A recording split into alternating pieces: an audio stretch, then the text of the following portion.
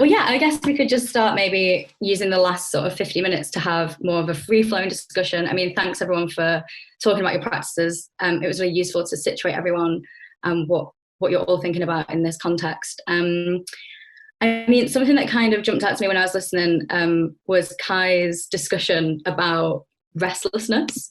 And it made me think of, Bettina, when you did the workshop for young people, we had a kind of a similar exercise where we were writing in a Google Doc and editing one another's work and conversations, and some really beautiful sentiments came out of that.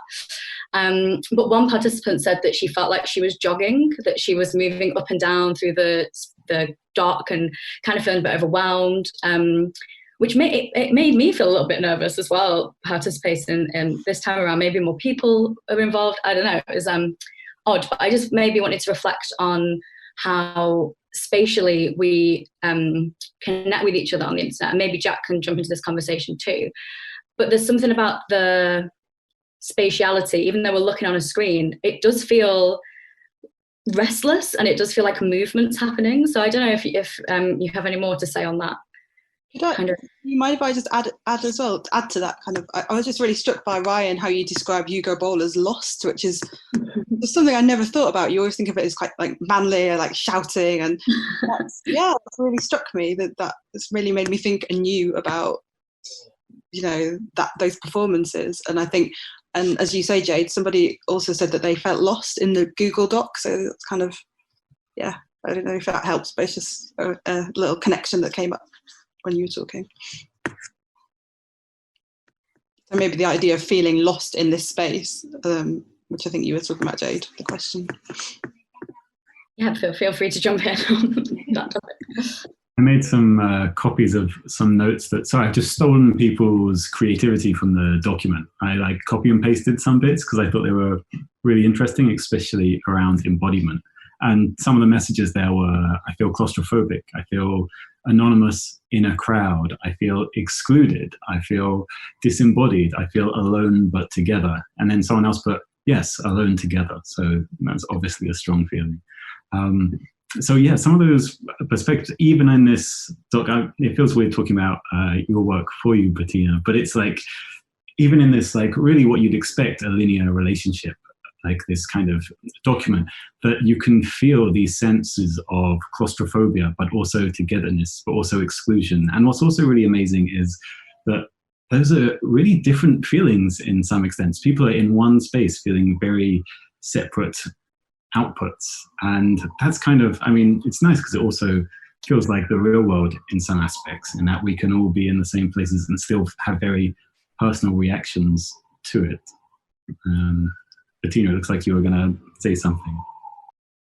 No, it was really interesting to hear what people have to say. I think there's just it's a lot to think about, because that was an experiment. I made this performance after the workshop. So what happened was I was invited to give a workshop do a workshop with young people, and usually my workshop involves a space with paper and everyone, like some kind of art jam. I was initially proposing to do, just like, how could we do an art jam when we were in different places and on Zoom? And that's when Google Doc came about. And then after the workshop, then there are really interesting things that we've touched on with, like, how do we share the space, how it makes you, like, how it makes individual feel differently, and how we interact, and how we like even in the document, I remember, like, just people find their own space, like as long as they find a separate space and be like, okay, I'll have my space here, and then how do people decide to interact? You kind of see that.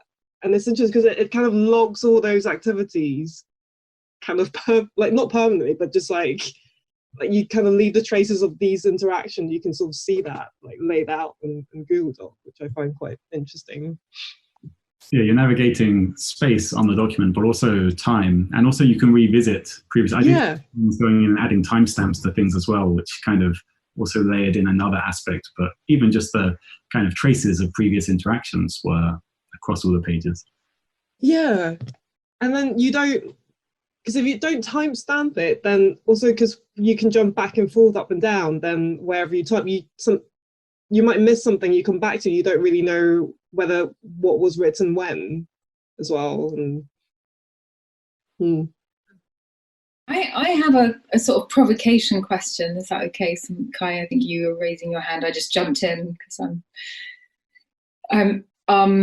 so I'll just go with it. I wondered, I guess because of the way in which Dada has been canonized in terms of like art curriculum, we tend to think of it, or at least I do, maybe I'm projecting, but we tend to think of it as something that had kind of political clout, that it did have an impact. And I'm just kind of wondering, I mean, that we don't know, it's in the writing of history, but I'm just wondering if anybody here, given that we're all artists and we're all kind of in agreement with each other already, do you feel that your practice through Dada, or Dada more generally, has the potential for a kind of political impact in any sense? For me, for one, I feel fairly impotent because I'm watching news channels and I see very, very kind of factually checked and coherently structured narratives about the current climate in various domains, and yet I don't feel that change is enacted, and I don't necessarily feel that has the impact that I feel it should. So I wonder if, and this is just a general, I'm throwing it out there, if you feel that your work has impact, even if it's beyond, other artists that may already agree with you. I mean, if by political impact you mean a social impact, I guess that talking about my personal work, I would like to hope so. However, there is a whole topic of discussion around that, because after all, I am going to the school, I am testing the technology for a certain period of time. I am not leaving the technology there. So how much impact, in fact, am I actually having? Am I actually disrupting instead of positively impacting? I know for sure that it is a positive impact, because it's the third study that I'm doing, and I know the school, I know the children, I previously worked there, but it's really difficult to pinpoint then to what extent. Yeah, I mean, those that's a difficult thing to evaluate. I guess more like if I constrain it more to the context of Dada and how. Yeah. I view news channels as absurd. I mean, I just view the kind of, let's say, political right as just like, it's this absurdist project. And so in that context, do we think that Dada as a form has agency in the current climate? Well, if you look at artists like net artists or activist artists, some the Yes Men, or some of those are collective. Maybe they use their in a satirical way their digital power to raise awareness and actually make a change for real. For instance, I don't know if you are aware of who the Yes Men are. I'm just saying the group that I'm thinking of. It's an American group of activists that have been faking loads of multinational and corporative websites like the WHO, yeah, and they did a fake interview, a fake website on the Bhopal case in India, when there were lots of people affected by this chemical infestation, and Bhopal, I think it was called. And they went on TVs. They said that they actually made a fake website. They were contacted by journalists thinking that they were for real, the real thing. They went on national television, international television, and they claimed that the Dow corporation would have refunded all the victims and would have devolved $12,000 million to them, to which the Dow corporation responded within 15 minutes and actually claimed that they fluffed it up even more, and they claimed they would have given even more to the people. It's a small thing and it's a stupid probably example, but for me these are really powerful and powerful actions. Then everyone could make, for instance. Yeah, it's kind of making me, just also to bring you back into the conversation, Kai, since you had your hand up, but it also, what you were saying about craftiness, like how do we hijack things? How do we insert ourselves into power structures? I don't know if that relates to what you were going to say before, but it kind of asks us to think outside the usual paradigms, doesn't it, of what the digital, what the physical is. Maybe to go back to Ryan's point, how to get lost in that and let go of some of, or not let go, but feel the feelings. I don't know. No, I think it's a really interesting moment that we are in now, and it is an absurdist moment. But it's also interesting and important to think about how we position ourselves, or how we reposition ourselves, and to use our tools. There's a lot of talk that's been hijacked by, say, World Economic Forum and so on, about the importance of creativity, the importance of creativity in the age of Industry 4.0 and so on. There's a lot of talk around neurodiversity as part of that. There's mention of autism, and my work is also around neurodiversity. And I think it is one of the roles of what artists could do, is to really kind of reclaim that and to really put some meaning into that sort of discourse.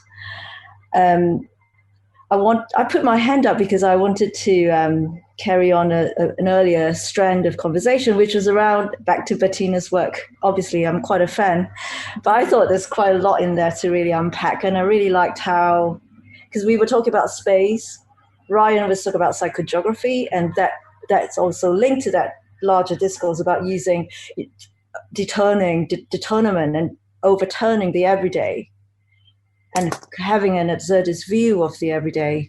And I think, and what I really liked about Bettina's work, for instance, was how when you were in that dominant space, someone else was also creating another space, a parallel space at the side, and saying, oh, look, I'm here. I can't remember who it was, but someone was writing something in the margins, I think using the comment function or something.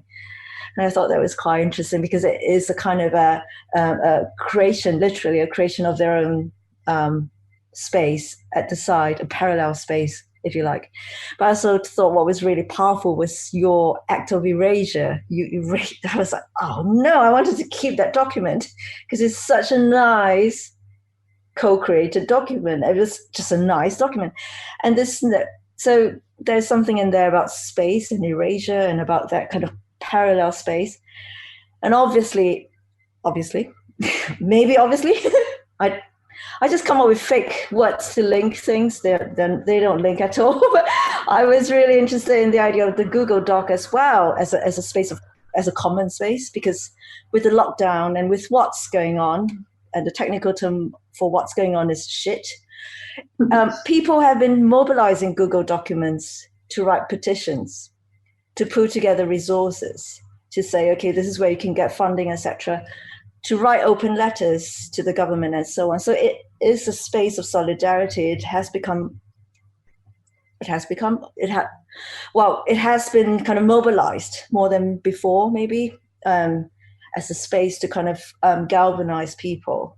So that becomes a kind of a shared space in a way as well. So I just thought that's quite interesting. I haven't got any nice grand statement to link all of that out, but I just like this idea of space, and also psychogeography. This idea of kind of taking ownership. That, because psychogeography is about taking ownership of the city, isn't it? It's about kind of walking, running, or whatever, and kind of carving up your own space, and through that, it is about your position, I suppose. So.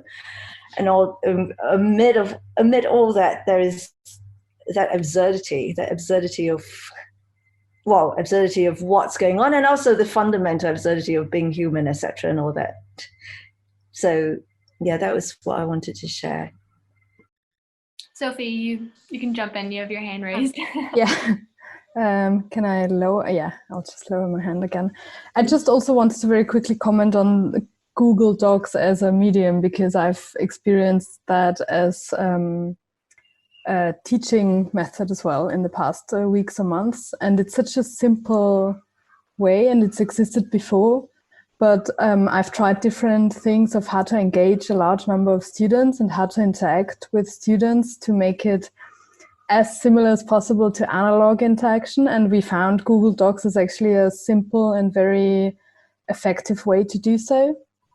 It's good because it's so simple. You can kind of see that different people are typing and kind of can see the different contributions, and it's still fairly anonymous.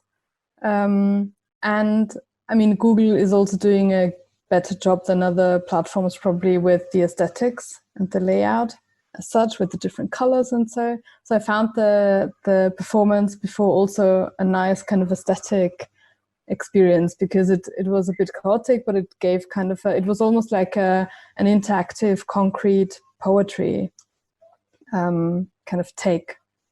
And I like that. So I saw Antonella raising her hand. So it was great actually, because it was a growing work of art, an unfinished growing work of collective art, let's say. And it was interesting how little control, how much more control we expect to have, but how indeed little control we had over the creation that we were doing due to the collaboration and intervention of others. So it's an interesting contrast. Yeah. Because it's like, because we talk about creating our own space or finding something like carving something that, oh, I feel okay settling here, I feel all right typing here, but then at the same time that could change very quickly because you're also negotiating and interacting with the other people involved, and you have that relationship as well, whether you want to dance together or whether like you're like, oh, you press enter, now you ruined everything I've written, or you know, things like that. Also, like, whether can you go to someone's text and then just like change it, and then you have these relationships. And how much rights do you feel to actually intervene into someone else's writing as a person? You know? Because it's interesting. Yeah, it puts you in some awkward situations sometimes. Yeah. But it's again, I guess it's like another version of some sort of a jam. Then you kind of like see, oh, can I do that? Oh, okay. Like, yeah, I think it's that idea, I guess. Yeah. I was just going to say, I wonder as well if it's thinking about the generative bot work by Anna and the documentary by Betul and Sophie. Do you think that Google Doc is almost a riposte to the bot as well? Because it's almost like a generative, self-generative text as everyone collaborates, but it's also, well, I don't know, but it feels like it's anti-algorithm in a way. Like anything could happen. The randomness and the spontaneity feels slightly different to how it operates in Anna, Betul and Sophie's sort of engagement with that as well. Or is it the same thing? I don't know. I'm not an expert, but yeah, maybe it's something to say. Betul, you've got your hand up. It just reminded me of a Twitter bot called, I think, Horse ebook or something like that. That was actually ebook horses. Yeah. Horse ebook, sorry. Yeah, horse ebook, something. Anyway, it was a Twitter bot where the bot tweeted some advertisement related to different books, like promoting different books from different bookshops and kind of sending people to click on certain links that would promote, some works of the artists. And apparently this bot was generating quite interesting random tweets that people quite thought about the process of making it, like how it could be so close to human creativity, yet still robot-like. And they were like their focus was on the process itself. And after a while, it was announced that it was actually a human writing those tweets. It just reminded me of this work because I thought about Google Docs as this kind of free creative space in which you are free to write anything and manipulate and add on or extract things. But we all had the idea that you started, Bettina, and we had the control over it as well. So I'm wondering how different it would have been if, let's say, it was only me actually who could manipulate, or actually that was like whatever I could manipulate was only visible to me and not to the others. Like we had this idea of a shared space because we could immediately get a feedback on it, but how different it would be. So in terms of generative bots and relating the Google Docs to that, I know I'm coming back to this point of intention again, like in a shared space, when you are aware of what are the rules, although it's as manipulative as it can get, as manipulative as possible, you are still, like, we are all still aware of what we can do within the space, which I find quite interesting. Yeah, I would also argue that the way Google Docs is used now, or has been used now, is more relating to the original ways of how generative poetry was done, because it was also this act of labor that they were writing down the things rather than automating processes, which is far easier now.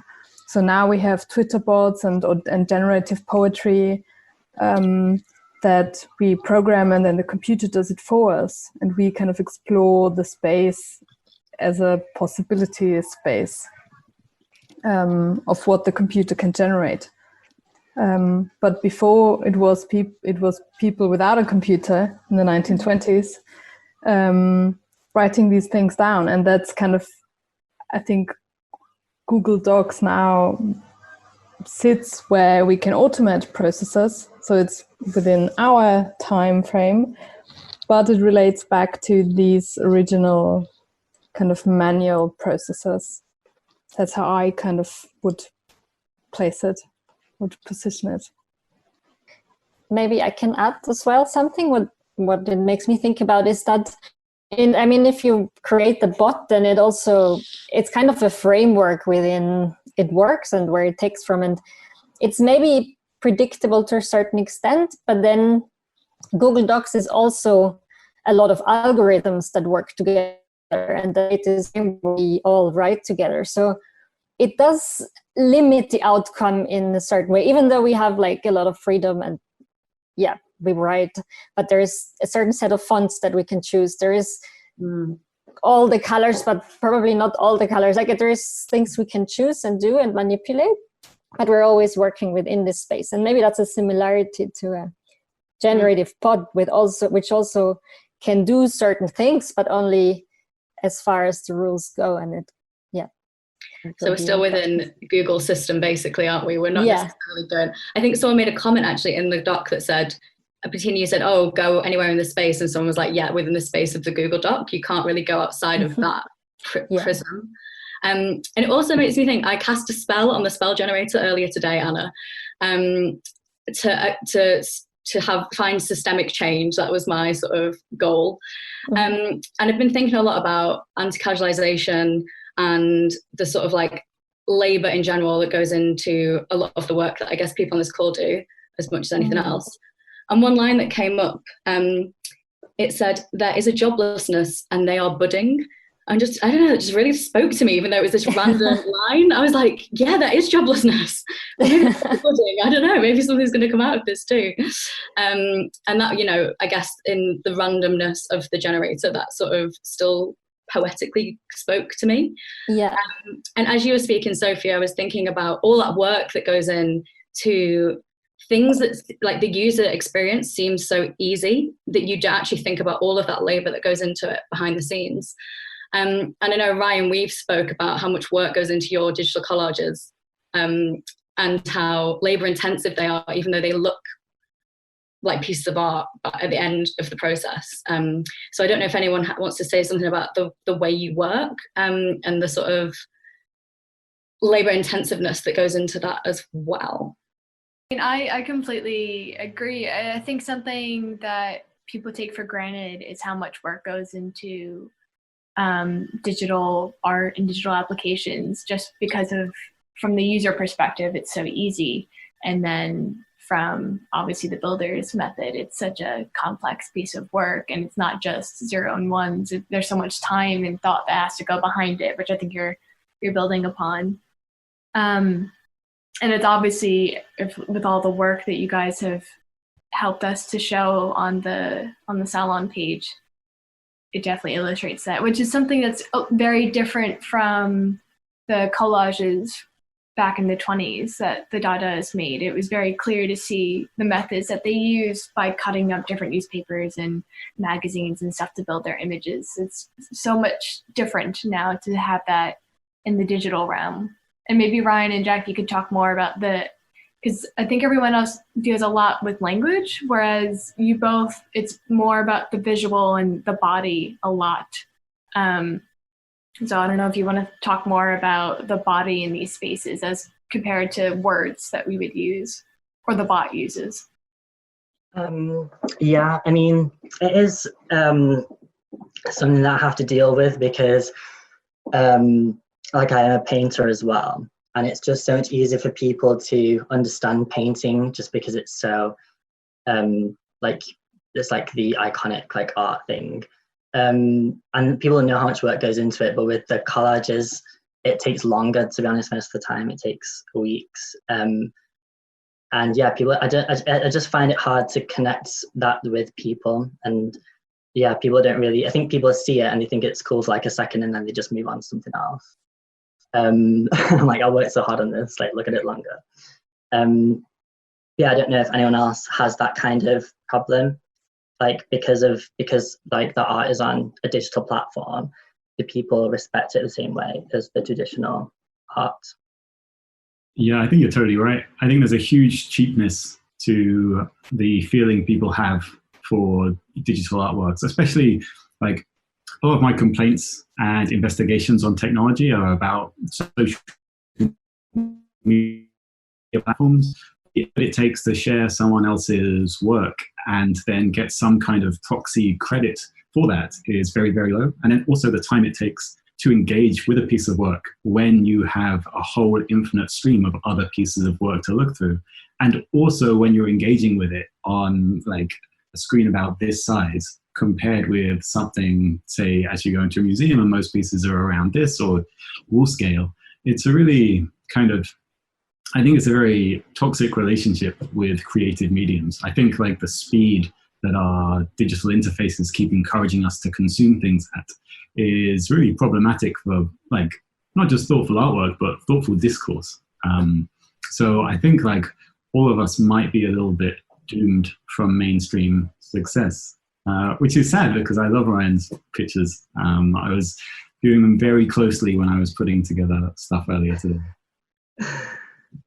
Well, I don't want to end on that note that we're all doomed, but I definitely agree that I think it's kind of just the curse of Instagram, where now everyone can, I mean, everyone who was a photographer before now is like, well, everyone's a photographer because you got this great phone which has a brilliant camera, and now you can post all these things on Instagram and then you just scroll through. I think we need to maybe think of a better way of how do you recreate, especially now as you can't go into a museum and see these works of art in front of you. How can we create that same sort of pausing and taking that time to reflect at these works as they should be in the digital realm?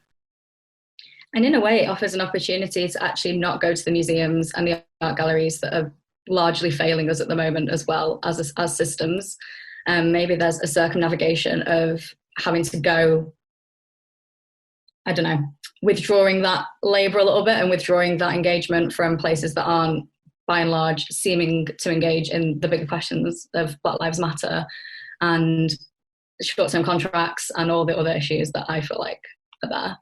And it kind of goes back, I think, to Angela's point, I suppose, of like how radical can we be? How radical, I mean, this is a big question, but how radical do you think digital art is in your sort of practices, or practices that you also engage with by other people? Yeah, Betul? Yeah, Betul. Yeah, I think there's also the question of like how familiar we are, other people who experience art are, with seeing digital art versus traditional art. And it's quite interesting to see that now all the exhibitions are moving to online because it has to, compared to before. The more straightforward or usual or traditional, I don't know how to call it, but let's say the traditional way of seeing art would be to go to a gallery or a museum. And in one of my research, studies, part of my PhD, I presented people some fictional archival museum objects in a physical form, as if they go to a museum and check them, versus on a screen. And the objects were the same, the stories related to them were the same, and I think a couple of people here actually tried them. They were my participants, and I was basically interested in like how their reading experience changes. And one thing that was surprising, and I didn't think about, was their reflection on the familiarity with the objects.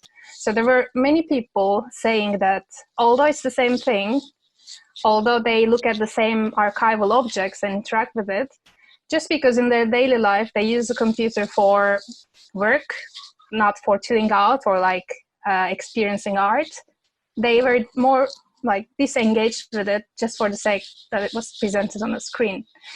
Of course, when it is digital art, it is created mostly for the screen. Maybe there's a different question, but I find it interesting that like we take it for granted that we use the computers for work, therefore not for art, but now it's changing very quickly. So what will be the next step if the works will be, because now there are more opportunities to exhibit online, if the works will be created more for online display versus more for traditional display.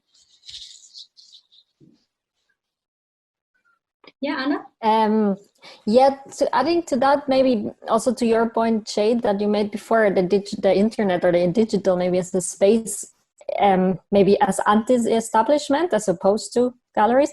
And I think maybe the internet is quite an establishment, and it's very commercialized, and it's used for work, as you just said, Betul, and it's used for all these companies, which are the biggest companies, I guess, they're just based online. And then art is trying to maybe fight its space in this overcrowded commercial platform. But it also reminds me of this maybe the ideas at the beginning of the internet, where maybe cyber feminists were talking a lot about it, how the internet space where you can be everybody or everything, and there is no rule, not the same rules as in society.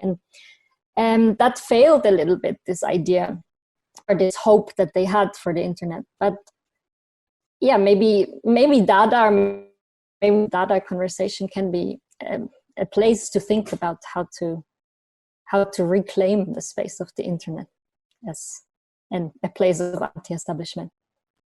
I do wonder what the Dadaists would think about the internet. Of course, they all didn't survive long enough to be able to see it, but it would be really great to know how they thought or could see the evolution of their anti-establishment ideas, and then it moving into the internet and people having so much hope for it, which I think you still can find those spaces. Like you say, it's really hard to navigate through all of the corporations that we all use. I mean, we're using Zoom right now, and unfortunately there's no way around using these kinds of corporations and the technology that they've given us, but we have to maybe think of better ways to use them to get the results that we want, which is a huge topic.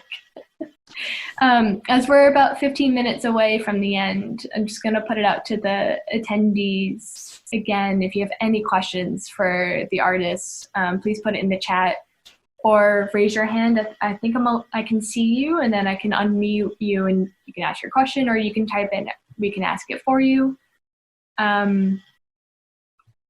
Otherwise, I didn't mean to hijack the conversation. If anyone has a point that they want to talk about, you can jump in. Picking up on what you're saying, Susanna, I think it's interesting because one of the reasons we've done this project is, we look back on Dada, and even though it had these great ideals of being kind of, international and democratic, it really wasn't. And obviously we're reflecting now on if we can use things like the internet and the platforms we have to fulfill those ideals.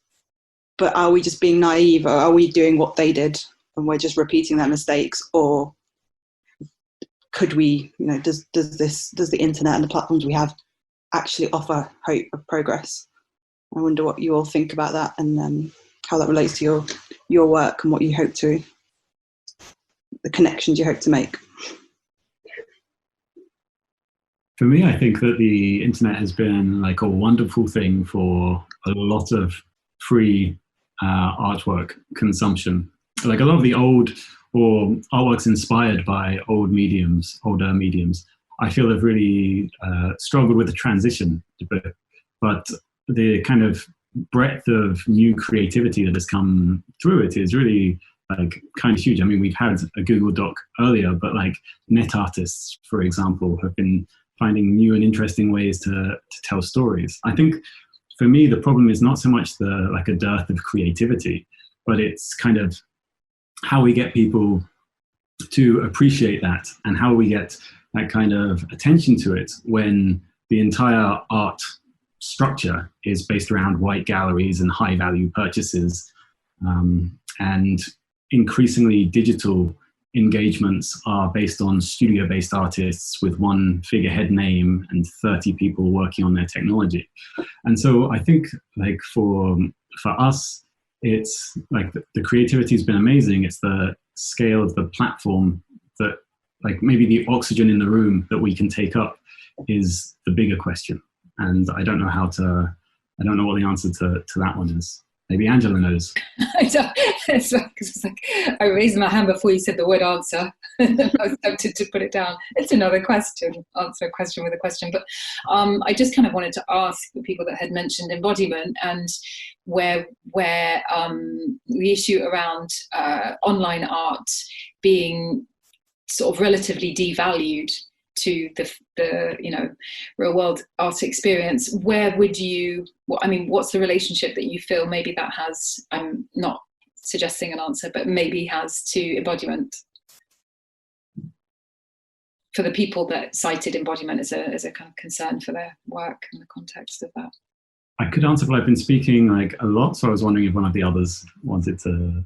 I mean, for me, there's a physical effort, there's an exertion around the embodied experience, and so therefore it's kind of something that you give attention to, and it's very much in the moment and present engagement with a piece of work. And there's been discourse around this in my work is in sound, and there's discourse around this in terms of electronic or laptop musicians versus traditional musicians and the performance of effort and proficiency. But I guess on the part of audiences or publics where they're physically engaging with artworks, maybe there's a different relationship that lends value to it by virtue of the embodied experience.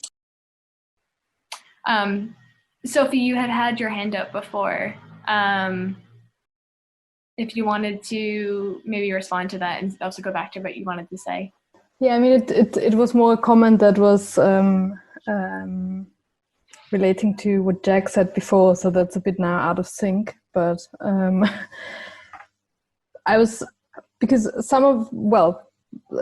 of us are from the Media and Art Technology program, and we do research that is more or less concerned with human-computer interaction. So I think this, and that's a big research field, and this approach from all sorts of different angles. And I think that's something now we have to think about, not just in a speculative way, but in a very concrete way. And all of these ideas of how people interact with computers in different scenarios, all of these questions and approaches to answers have now been imposed on us with a crash with this new situation. So I find that interesting that now we're really forced to kind of think about that in a more concrete way. And I think that all media, and we all use different media, have their own challenges. So using the internet as a platform to display art, or to engage with people in the way we do now, to have panel discussions on Zoom. I think all of these formats have different challenges, and I think that was also so that the collages in the 1920s and the more analog formats in the 1920s had their own challenges, and we have different ones. And it's always about how we as humans want to perceive these and are perceiving these, and how we then change our aesthetic expectation as well, depending on the medium. So I find that evolution interesting. Not only comparing it to what happened 100 years ago or how it evolved 100 years ago, but also just now to see how we handle this imposed format and how that changes what we expect and what we want and what we want to predict as well. So that was, I think, just a comment that I wanted to make earlier. Yeah. Ryan, you had your hand up. Is there? Yeah, no, it's nothing really, but just in response to an earlier question about like the physicality of it all. But I think people have a tendency to categorize things too much, and it's always one or the other, especially when it comes to talking about technology.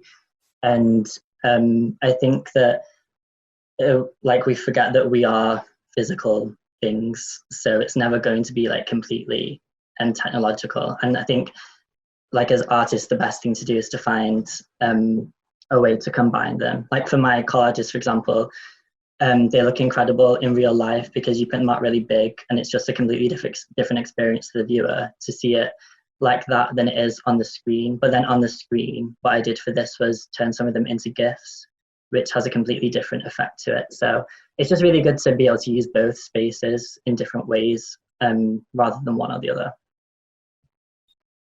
I think that's such a great point, and something that I hope can be utilized by a lot of people across all platforms, all disciplines, that it's great to have a mixture of both. That the digital helps the physical and the physical helps you reimagine the digital. And I love the GIFs for your collages. I mean, I know I mentioned it before, but the tongue is like, I just was staring at it for so long to be like, why are they coming out of that bit? But it's just, they're really, really cool. And I know we only have 5 minutes, but this is a question just to bring it all. I mean, we've talked about different levels and hierarchies within art, but we haven't talked that much about craft. And I think it's really important to kind of get back to that point. And Kai, I would love to ask you a question about your tapestries, and why did you feel that making a tapestry would be the best platform for your project? I just wanted to make a tapestry, simple as. Everyone, all the A-listers were making, and I thought, well, I want to make one too. Can I make one too? And I had some funding. But I think it's interesting that we're thinking about the body and we're thinking about spaces. And I think to link up with what's just been said about the kind of very binary way of thinking about the digital and then the body, I think it is obviously beyond that. And there are already so many different ways that we are kind of blurring the lines, in that there's wearable technology, people have implants, etc. So it is, and there are discourses around, transhumanism and so on. So it is not an either or. But in terms of craftiness, I think it is that reclaiming, I suppose, reclaiming of the body in the digital, and then reclaiming the digital in the body, and that kind of, and then that kind of the ease of fluidity of moving across these different spaces, and us as artists to because there was the discussion about the sort of hierarchy in terms of how we think about art, the more kind of traditional or classical, and then the art in the internet may be relegated to a position of being not very important. But I think this is maybe a nice moment, because when Joseph Beuys says everyone is an artist, and then when Andy Warhol said everyone has the 15 minutes of fame, and now that two statements have collided, because everyone is an artist, a digital artist, and they have their 15 seconds or minutes or hours of fame online. So there is a lot of potentiality. And of course, when the internet there was the discussion about the cyber feminists, the same discourse worked for the earliest people who embraced the internet, there was that idea of, the liberation, and also about also from disabled people, about the fact that they could liberate the body. But also, if you link that back to the kind of what Tim Berners-Lee's idea of the internet was about, it is this idea of this kind of democratic kind of free space. So I think there is great potential, and I think artists should take the lead to move the discourse, and so that it's not the job of the people in Silicon Valley or Google, and to use these liminal spaces. And I back to Bettina's work. Something like what Bettina's doing was making use of something that's purportedly free. Of course, it's not what it's owned by a big company, etc. But also kind of being very playfully subverting those spaces. And I think those are the kinds of very nice kind of liminal kind of ways to slip through, and to kind of say, look, let's be more playful. Let's kind of not just use these spaces as consumers, but kind of play around with it, play with the coding, and kind of unpick it a lot more, and doing it with our participants and audience, and involving them as co-creators, as participants, so that it isn't just a passive kind of way of consumption. So I think there's a lot we can do. The fact that I think the pandemic has maybe opened up an opportunity for us to kind of look at the digital in a new way, because that has become a very powerful interface, because we can't have that face-to-faceness. So I think there is great potentiality. I don't know what it is yet, but I think it is to relate it back to the Dada is quite timely, I suppose. So yeah. Thank you so much for that. It's so nice to have a more hopeful and optimistic view of we don't have a choice. No, I absolutely we have to be hopeful. Yeah, absolutely. I'm going to point out. Sorry, I just. Oh yeah, Sophie. Sorry. I also think that what Dada provides us with, this very important aspect of humor and satire. So for me, for example, in these times, parody Twitter accounts is my only soothing news source that I use. And it's not that I now want to claim it's a form of Dada, but the importance of humor, I think, is something that is also a component that we should mention in this movement, because even though Dadaism was very political and it derived from a time of catastrophe, it used that as the strongest element that made many works appealing to people and kind of approachable in a first instance. So I think that's something also personally I find very soothing, that this is such a strong component and it kind of works still. Absolutely.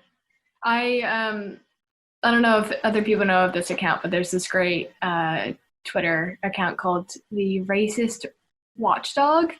And if someone tweets something that they think that obviously the person who runs the account finds racist, they will tweet woof or woof, woof, woof, woof, depending on how bad of a comment it is. I very much recommend looking at it, because it's like the idea that there's a dog that will call out when things are racist is funny, but it's a really good idea of poking at sort of the horrible elements of Twitter. And I last call out to the attendees, if there's any questions, to put it in the chat before we wrap it up. Just want to say thank you so much, guys. It's been such a really fascinating conversation. We've gone quite deep into what is the use of art in these times and the different levels of digital versus analog, and how useful it is. And also, can you be a political digital artist? Which, of course, we can't really answer right now, but I think we've had some really thoughtful comments about how it all is. I don't know if Jade or Lottie, you have anything else to add to that? Just a really heartfelt thanks for everyone who's turned up tonight and participated and listened, and to Bettina for the really wonderful performance. yeah, I'm going to be thinking about that. I mean, I was already thinking about the workshop one, so now I've got double to think about in the coming weeks. But yeah, thank you everyone. And we're really up for continuing conversations. Obviously 2 hours is not enough to unpack everything. And we've got so many participants here that if you feel like you didn't get to say something you wanted to say, let us know. We have our Twitter, we have our website, we have other ways to disseminate your work and thoughts. And also to like encourage collaboration. If you want to chat to one another and you give us permission, we can share people's emails. We're happy to link people up, because I hope this is just a springboard for doing more brilliant stuff. So yeah, thank you everyone. And also, if any of the attendees have been inspired, we're kind of open to submissions throughout July, so we'd love to add your work to it as well.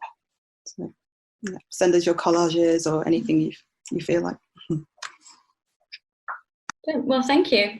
Thank you for organizing everything. And thanks for inviting us. Thank you so much.